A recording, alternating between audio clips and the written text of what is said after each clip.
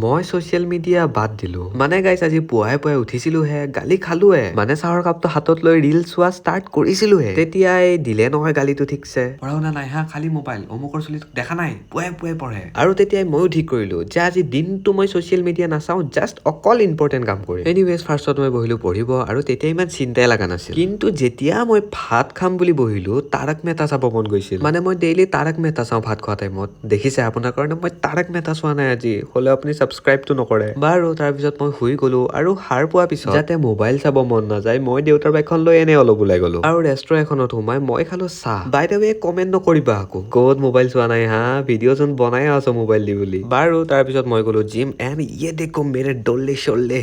না ব্ৰ দিছ R মাছললেছ muscle আৰু তাৰপিছত ঘৰত আহি মই কৰিলো মাৰ লগত অলপ বেলেগৰ চুগলি জাষ্ট জকিং গাইছ মোবাইল কম চালে কিন্তু ফেমিলিৰ লগত বেছি টাইম স্পেণ্ড কৰিব পাৰি সেইটো ভালে বাৰু আজিলৈ মানে বাই